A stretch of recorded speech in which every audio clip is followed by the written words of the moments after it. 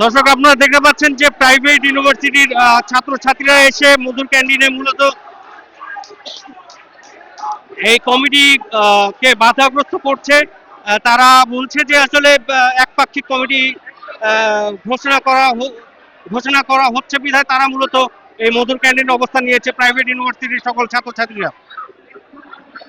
তারা মনে করছে যে এটা একটা বৈষম্য, শুধু ঢাকা ইউনিভার্সিটি কেন্দ্রিক কেন কমিটি ঘোষণা করবে। ঢাকা ইউনিভার্সিটি কেন্দ্রিক তারা তো ঢাকা ইউনিভার্সিটি তো শুধু এই 24 সংগ্রামে ছিল না, ছিল সকল প্রাইভেট ইউনিভার্সিটি এবং পাবলিক ইউনিভার্সিটি, ন্যাশনাল ইউনিভার্সিটি, সকল ইউনিভার্সিটি, স্কুল কলেজের ছাত্রছাত্রীরা। দর্শক শুধু কেন ঢাকা ইউনিভার্সিটি একপাক্ষিক সুবিধা ভোগ করবে, এটাই হচ্ছে তাদের তাদের দাবি। এই জন্য তারা মূলত এই কমিটিকে অবাঞ্ছিত ঘোষণা করছে। দর্শক আপনারা দেখতে পাচ্ছেন মধুর ক্যান্টিনে এই মুহূর্তে প্রাইভেট ইউনিভার্সিটি এবং ঢাকা বিশ্ববিদ্যালয়ের যে ছাত্র নেতারা রয়েছে তাদের দুপক্ষ দুই পাশে অবস্থান করছে।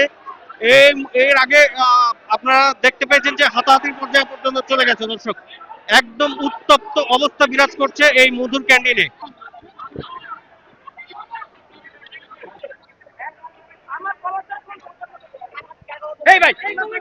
উঠেন, এগুলো নিউজ করেন।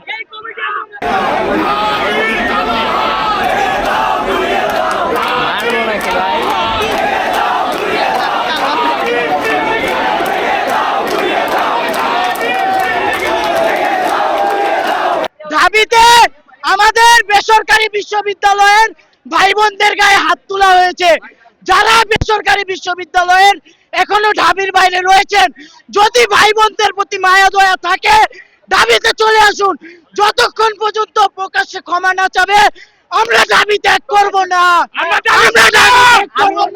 আমি কোনো ক্ষমা মানবো না।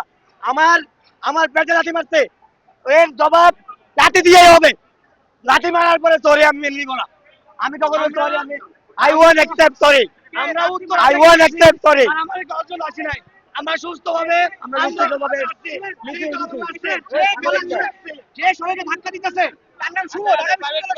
নাম শুভ, নাম আমার কলেজে ধাক্কা দিছে, এনে ধাক্কা দিছে, আমাদেরকে লাথি দেওয়া হইছে ভিতর থেকে। এই কমিটি আমরা প্রাইভেট ইউনিভার্সিটি, ন্যাশনাল ইউনিভার্সিটি কেউ মানি না, মানবো না।